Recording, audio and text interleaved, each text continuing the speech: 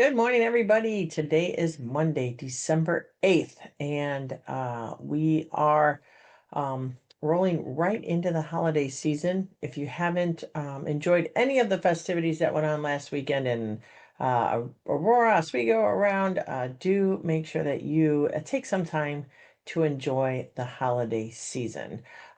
Before I get into my Facebook Live remarks and kind of updates and things. It's a little light because we're not in session, but certainly want to recognize that yesterday was Pearl Harbor Day Remembrance Day. Today, the Aurora Navy League will be having their annual Pearl Harbor Day Luncheon Remembrance program. I do have a Pearl Harbor Memorial mug for Pearl Harbor Day. If you haven't visited the memorial, it is very solemn, very moving, and really puts into light what our service members what risk they're on every single day. You never know when something is coming, and you never know. So everybody has to be at the ready. So Pearl Harbor Day is December 7th. So December 7th, 1941, the Japanese led a surprise attack on Pearl Harbor in Hawaii. It's observed annually and remembers and honors the 2,403 Americans who were killed in the attack. This action led to the United States declaring war on Japan, and the next day, the United States entered World War II. So in 1994, the United States Congress designated December 7th of each year as National Pearl Harbor Remembrance Day. The joint resolution was signed by then President Bill Clinton on August 23rd, 1994, and it became law and it was dubbed the Patriotic and National Observance and Ceremonies. And it was put into that code of the United States. Laws. So on November 29th, Clinton issued the proclamation declaring December 7th, 1994, the first National Pearl Harbor Remembrance Day. On Pearl Harbor, which was yesterday, the American flag should have been flown at half-mast until sunset to honor those that died as the result of the attack on the U.S. military forces in Hawaii. Pearl Harbor is not a federal holiday. Government offices, schools, and businesses do not close with regards to it. However, many organizations, many schools hold special events in memory of those killed or injured in Pearl Harbor. Every year, the Navy League has had their luncheon. They had been honored to have survivors of the Pearl Harbor attack. Unfortunately, as we sit today, none in our area are with us anymore, but we still, I've been blessed to have met them, listened to their stories, and remember them every day. So, um, just for some historical context, it was actually on a Sunday morning, just like we had yesterday. December 7th, 1941, the Imperial Japanese Navy Air Service attacked the neutral United States at Naval Station Pearl Harbor near Honolulu, Hawaii. As I said, killing 2,403 Americans and injuring 1,178 others. The attack sank four U.S. Navy battleships and damaged four others. It also damaged three cruisers, three destroyers, and one mine layer. The aircraft losses were 188 destroyed and 159 damaged. So not a lot of people discuss the totality of this attack. Uh, Canada declared war on Japan within hours of the attack of Pearl Harbor, the first Western nation to do so. On December 8th, the United States declared war on Japan and entered World War II on the side of the Allies. In a speech to Congress, President Franklin Delano Roosevelt called the bombing of Pearl Harbor a date which will live in infamy. So, if you go to Hawaii and you want to look at the memorial, you can do that actually through the official government site. Now, I know there's other touristy sites that charge $100 or more, but if you go to the actual .gov recreation site for the national parks, you can certainly visit Pearl Harbor for under $5. I think it was like $2 entry. Um, the USS Arizona Memorial in Pearl Harbor is a marble memorial over the sunken battleship, the USS Arizona. It was dedicated on May 30th, 1962, in honor of the 1,177 crew members who were killed. The memorial remembers all military personnel who were killed in the Pearl Harbor attack. The site is open to the public with boat tours to the memorial provided by the U.S. Navy from the Visitor Center. The USS Oklahoma Memorial is in remembrance of the battleship that was sunk, which lost 429 men on December 7th, 1941. The USS Utah Memorial is a remembrance of a former battleship that had been converted to a target ship in 1931. Thus, at the time of the Pearl Harbor attack, carried the designation of AG-16. It was sunk in the attack on December 7th, 1941. A memorial to honor the crew, including the 58 who died aboard the USS Utah, was dedicated on the northwest shore of Ford Island near the ship's wreck in 1972. The ship, along with the USS Arizona, is added to the National Register of Historic Places and declared a National Historic Landmark in 1989. The USS Bowfin Submarine Museum and Park is in remembrance of an American submarine that sank 44 ships in World War II, and the site is actually adjacent to the USS Arizona Memorial Visitor Center. So if you make it out to Ford Island, just note, Ford Island remains an active military installation, therefore public access can be restricted, um, and it is really only for approved tours, military personnel, military retirees, NOAA personnel, and their family members. The USS Missouri Memorial, the surrender of the Japanese on the deck of the U.S. Missouri brought the end of World War II. And then you can also visit the Pacific Aviation Museum at Pearl Harbor. So certainly we honor and remember all that have served our country, all that continue to serve our country, my son included. And on Pearl Harbor Day yesterday, I hope you took some time to remember the men and women, the men that perished and those that were injured in Pearl Harbor. So certainly we have to give thoughts to them. Just gave them a quick pause of silence there. Now, moving on to what else is going on for today. Today is, as I said, December 8th. And believe it or not, today is National Brownie Day. So, the earliest recipes for brownies that we're familiar with today were found published in regional cookbooks and newspapers around the turn of the last century. So, the 1904 Laconia New Hampshire Home Cookery and the 1904 Chicago, Illinois Service Club Cookbook, and also an April 2nd, 1905 edition of the Boston Globe are three examples of recipes for brownies. In 1906, Fannie Merritt Farmer published a recipe in the edition of the Boston Cooking School Cookbook. So here's some things that have been talked about and have gained popularity over the years regarding the creation of the brownie. They have been a bit on the myth category, so a little bit of myth busters for you today. One thought, an accidental mixing of ingredients, a chef added melted chocolate to biscuit dough. Not quite the case. Or a forgetful cook left out the flour when mixing the batter. Or a housewife did not have baking powder. She improvised to create this new treat.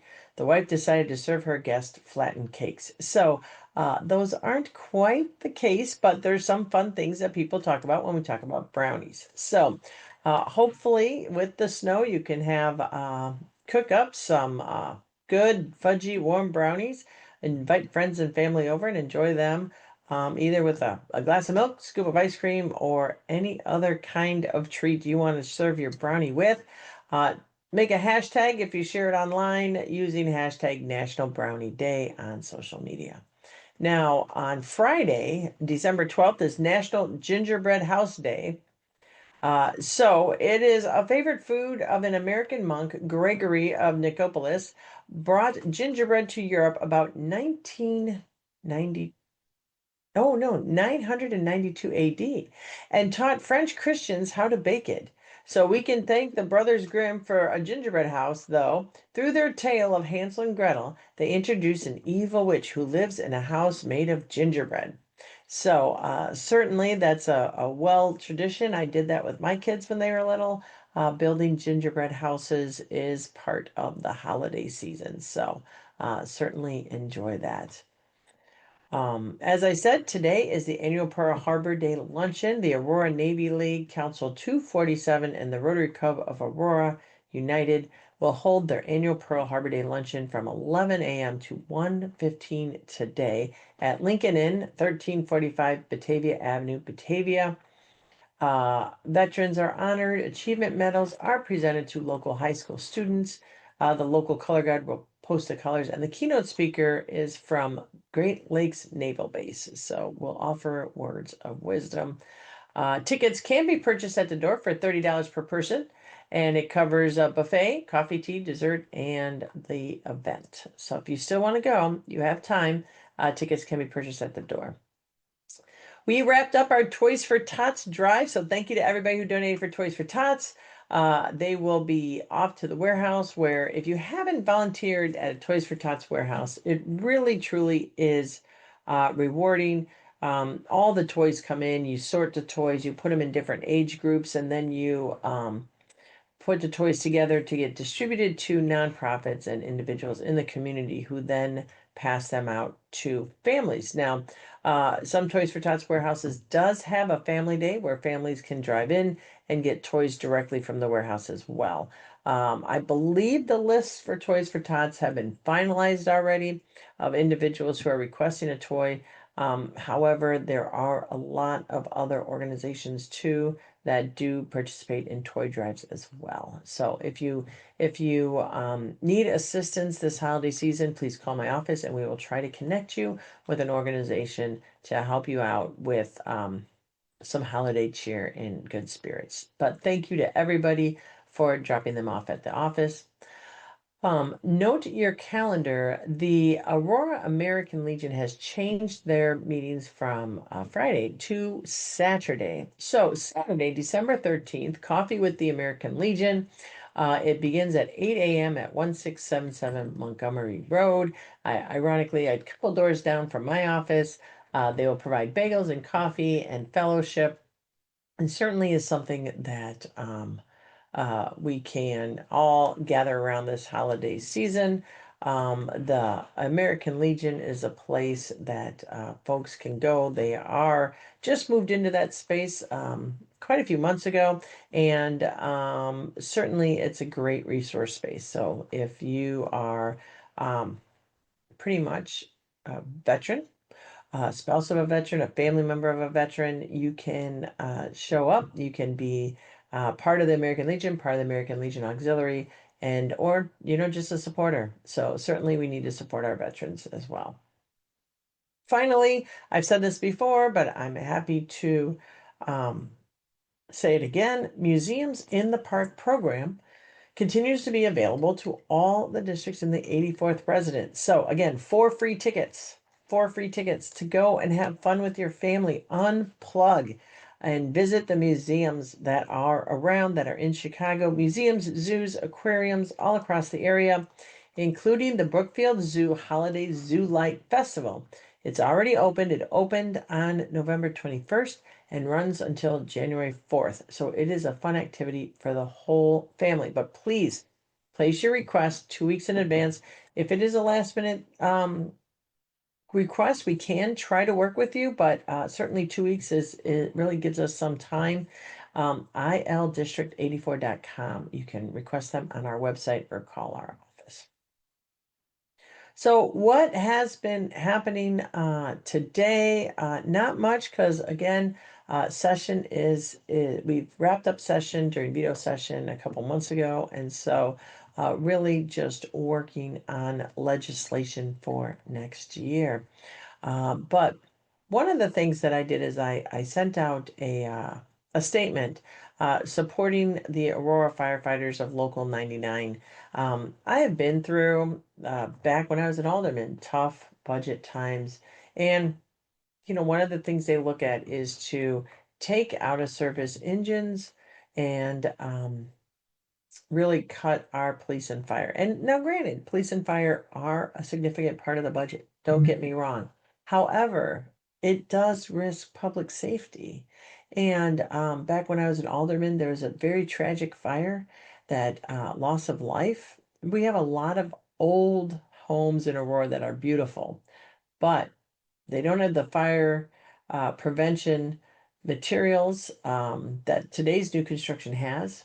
And I personally witnessed on a drive along how fast a house can go up in flames. So I sent out a statement supporting Aurora Firefighters Local 99 and raising serious concerns about the staffing reductions that were proposed in the 2026 City of Aurora budget. So certainly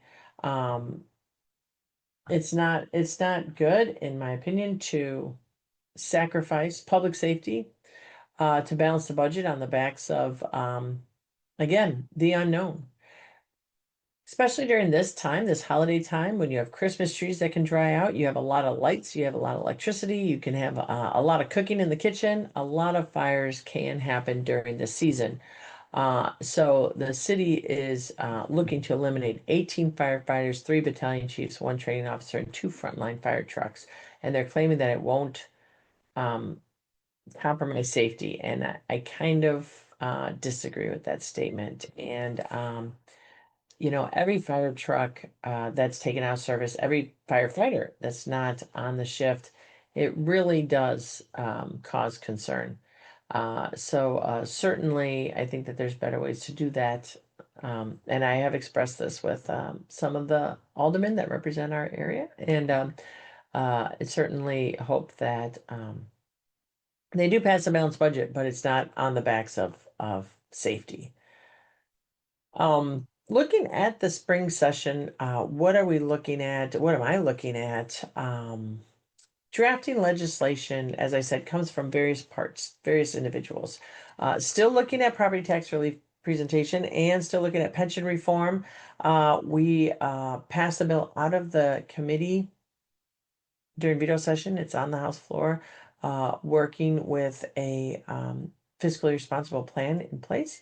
And our pension system is part of the the state employment. And with that means we need to recruit good people. We need to keep good people. And the pension system has been identified as one of the reasons why we are having a retention and recruitment issue for teachers, for correctional officers, for state police, for pretty much anybody that works in the state. So still working on that. And then looking at a few other pieces of legislation with regards to the upcoming session. So finally, we are filing a resolution to reaffirm against the administration that standing about unlawful orders. As a veteran of the United States Marine Corps, it is important to reaffirm that those currently serving, such as my son, do have the authority to not abide by unlawful orders, and that is paramount. And in these trying times, we need to stand up and support individuals that are doing the right thing. And I know several of my veteran colleagues on the national congressional level have stood up and said that it is certainly within the realm of any member serving to not follow unlawful orders, unlawful orders. So certainly we are seeing some stress today about the second hit on the ship of survivors. That's not protocol. That's not right. That's not lawful. But certainly reaffirming standing up for what is right and lawful in this country. So certainly I am filing that resolution this week.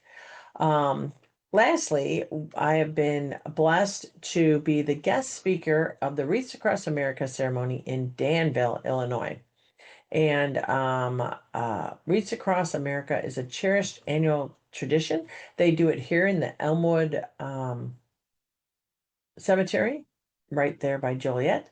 And it's a tradition dedicated to honoring the service, sacrifice, and memory of Americans, fallen heroes, and those that have served honorably, lived to a ripe old age, and were interned there as well. So each December, volunteers gather at thousands of locations across the nation to lay wreaths at veterans' graves, ensuring that no service member is ever forgotten. And it is a profound privilege for me to stand beside our community and honor all those that wore the uniform, some well before I wore it, and some that never made it home, and some that, like Don O'Reilly, that wore his uniform to the ripe old age of 101 and then passed away.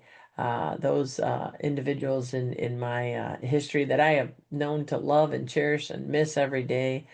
Don Thompson, World War II, Doc Erickson, Vietnam, and the list goes on that are in my hearts every single day. I remember them, and they are interned at, one of our national, some of them are interned in one of our national cemeteries, and certainly it gives them the honor that they deserve. And a life lived with courage, duty, and devotion to our nation. So, um, never forget. As long as we continue to speak their names and honor their memory, we won't forget them. So the event in Danville and the event in Elmwood, it's open to the public.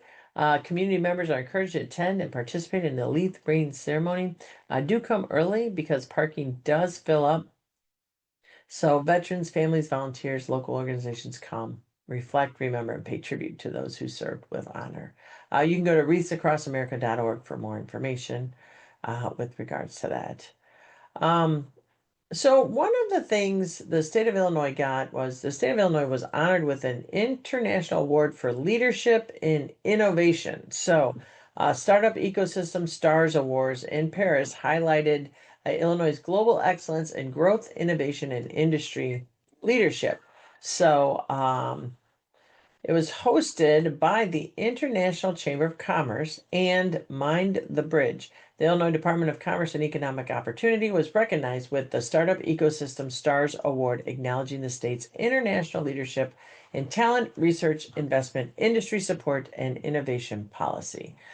So, Illinois is posed to be the hub for innovative industries, talented entrepreneurs, and competitive incentives to fuel a growing economy.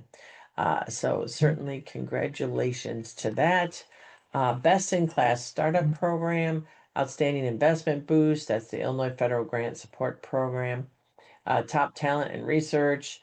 Exceptional industry support, manufacturing Illinois chips for real opportunity program, and pioneering innovation policy, which is Illinois' Quantum Enterprise Zone. The Quantum Enterprise Zone is the first of its kind place-based tax incentive policy designed to support the benefits of clustering quantum-focused companies, researchers, and manufacturers within a defined hub.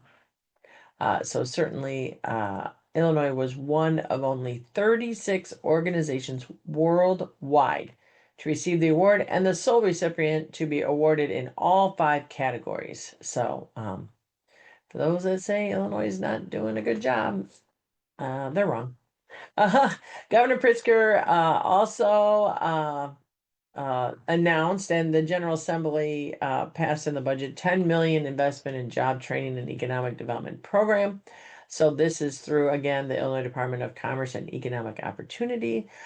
So it is funding job training and economic development program for workforce training wraparound services that will bolster an equitable workforce recovery for Illinois struggling to look and to gain meaningful employment.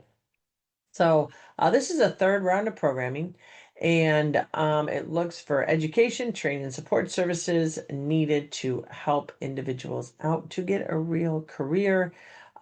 So there is a notice of funding opportunity. Qualified organizations, non-for-profits, can apply for the grants from 250,000 to 750,000. They will be accepted until January 16th.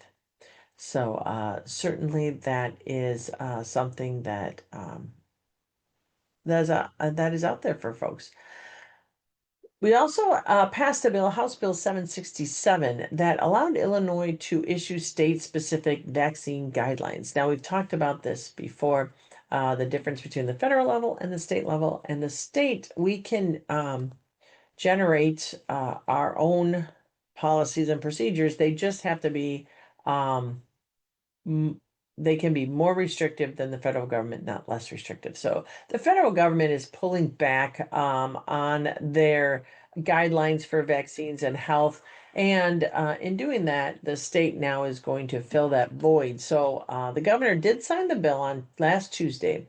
And what it does is it issues state-specific vaccine guidelines that are based on evidence-based vaccine regulations and science. So the Illinois Department of Public Health will issue state-specific guidelines with input from the state's Immunization Advisory Committee, which is made up of a group of doctors, nurses, public health professionals that will advise the Director of Public Health with regards to these guidelines. So we're seeing the rolling back of guidelines on the national level. Uh, Many doctors are opposing these rollbacks of these guidelines. There are a lot of anti-vax individual on the national levels, immunization advisory committee. And so the state is stepping up to make sure that well thought out scientific information is getting out to the public in the state of Illinois. There are some new laws that are going to come into effect January 1. And specifically, we'll just focus on some of the ones from the Secretary of State, Alexi Janulius, is noting. And then after the first of the year, we will do a complete rollout of all of them. But certainly, there have been a lot of initiatives that have been spearheaded by Illinois Secretary of State Alexi Janulius. And as we see the congressional officers, the treasurer, the secretary of state, can initiate and work with legislators to pass legislation. So there is new legislation that provides clarification on cheating on DMV exams and allows the office to administer written tests online, and it enhances an enhancement of bicycle safety. So we had to pass a law to clarify any attempt to have someone else provide answers to an individual taking a DMV exam, including attempts to use a hidden microphone or a cell phone, constitutes as cheating. We also passed a law to enhance the office's rules of the road publication to include information about laws, best practices for safely sharing the road with bicyclists and pedestrians. In addition, it requires that before passing a cyclist, driver of a vehicle must take a lane change. So most of the time, like when I've gone out on my bicycle and on a road without a shoulder, um, cars normally just skim on by, but it's really important to change the lane and give space when passing a bicyclist. So this was House Bill 2983. Library security. So there's been a lot of threats to violence in libraries, and so we worked with the Secretary of State to provide more security. So under new law, libraries can apply for a grant to have the ability to install equipment, including security cameras, silent alarms, and security checkpoints. And that was Senate Bill 1550. Then we worked with legislation to strengthen the oversight of towing companies to protect Illinois from predatory practices. So the law empowers the Secretary of State's office to suspend tow truck registrations for companies that fail to pay Illinois Commerce Commission fines or penalties. It also removes consumer protections during towing and vehicle impoundment. It clarified rules around personal property left in towing vehicles. So that was Senate Bill 2040. Court of Claims e-filing. So it's a law to modernize the way the Illinois Court of Claims operates, transforming it from a court currently reliant on paper filings and in-person sessions to now online. So you can submit, they can hold sessions remotely, allowing public to file claims, provide evidence or testimony, and pay fees electronically. So that was House Bill 1576. So that's just a couple of the bills that we have worked on that are going to be coming to effect January 1. In Aurora, congratulations to the National Coalition of 100 Black Women. They established a new chapter in Illinois. So on December 2nd, they were recognized by the current mayor, Mayor Lash, and three city staff members who were instrumental in helping establish a group. The National Coalition of 100 Black Women was founded in 1981 to advocate on behalf of Black women and girls, focusing on leadership, economic empowerment, and health and wellness. So the organization has created ample opportunities for Black women to network, build leadership skills, and foster professional growth. So congratulations on the new chapter. Now, Oswego football. If you watched Oswego football, it was cold. They finished second at Northern Illinois University's Huskies Stadium in DeKalb. The number 11 Oswego Panthers fell 20-3 to the number 1 Chicago Mount Carmel High School in the IHSA Class 8A state championships. It was heard live on WSPY, and you were able to watch it online on TV too. So Caleb Stumperhorst, 45-yard first quarter field goal was Oswego's only score. Very impressive, though the Panthers held Mark Carmel to its lowest point total of the season. And then, for those of you that watched yesterday, the Bears versus Green Bay, the Bears did not perform as well as we had hoped. There was some really great plays and some, it was just a really fun game to watch. But unfortunately, the Bears did not come out on top. Green Bay did beat the Bears. But there is going to be a rematch in 2 weeks. So hopefully, fingers crossed, we'll do better that time around. Oswego Holiday Express is coming up December 12th through the 14th. Dress in your coziest pajamas and warmest clothes. Embark on the magical journey to the top of the world. Mrs. Claus will welcome you. Savor hot chocolate from the Village Grime, and you will have a chance to meet Santa. Registration is required for all participants. So the holiday shuttles depart every 20 minutes during your registered session. And then Naperville Council passed a new e-bike age restrictions and fine for parents. So keep in mind with this holiday season, if you are going to buy your child an electronic bicycle or scooter, there are now age limits and fines if you do that. So Tuesday night city council meeting, they passed unanimously. So state law already governs the use of these, but many suburban communities are adopting stricter rules to govern e-bike and scooter usage. Issues with young people in particular are just not following the rules of the road. So Naperville has 3 classifications for e-bikes. Class 1, low-speed electronic bicycles, which are pedal assisted and can reach speeds up to 20 miles an hour. Class 2, low speed electric bicycles, which are both pedal assist and throttle and have a maximum speed of up to 20 miles an hour. And then class 3, low speed electric bicycles, which are pedal assist and can reach speeds up to 28 miles an hour. So according to state law, riders must be at least 16 to ride a class 3 e-bike. But under the new Naperville ordinance, riders must be at least 16 to ride any e-bike, any classification of e-bike in Naperville. Parents whose children are caught violating the local law can be fined between $100 to $500, and each day a violation continues constitutes a separate offense. The city can also impound the e-bikes or the e-scooters. So, other new rules for e-bikes include a prohibition of Class 3 e-bikes on multi-use paths. Class 1 and 2 e-bikes are allowed but cannot exceed speed limits of 15 miles an hour.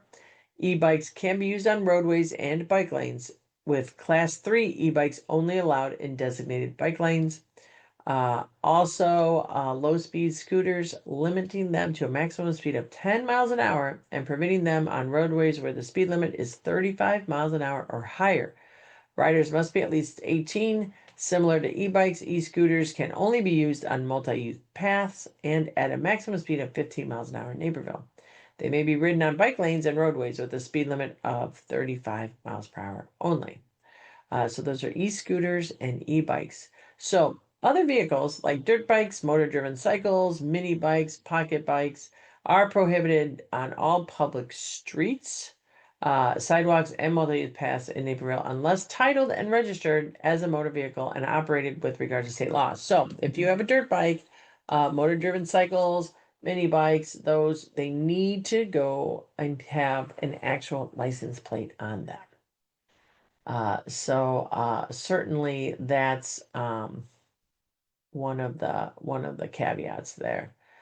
The Illinois Housing Department Authority and the Local Initiative Support Corporation announced a second cohort to complete the Next Generation Capacity Building Initiative, program designed to strengthen the pipeline of emerging affordable housing developers in the low-income housing tax credit industry across Illinois. So certainly this is an initiative for affordable housing. And then just to wrap up, we talked about vaccines a little bit earlier. Again, there is some from the national level regarding hepatitis B vaccination at birth. For decades, this has been the best practice. Science has shown that administering the hepatitis B vaccine at birth is safe, effective, and critical to preventing chronic liver disease and liver cancer later in life. So this is an example of the state having our own recommendations with regards to the state of Illinois. So with that, we will conclude and certainly hope everybody has a great day. Hope everybody stays warm. It is 14 degrees outside. Warming centers are open. If anybody is in need of a warming center, please go and get shelter. Make sure your furnace is tuned up and make sure to swap out that filter because if your furnace is struggling a bit, you might not realize it, but you might need to change out your filter on your furnace to make sure that airflow is going properly. So hope everybody has a safe day. Hope everybody enjoys some of the things of the holiday festivities. We have Chris Kringle Mart in downtown Aurora and all sorts of lights at Phillips Park. So in our area, there are things you can enjoy as well with the family. So unplug, relax, enjoy, and we will be bringing you an update next Monday. So take care all. Have a great day.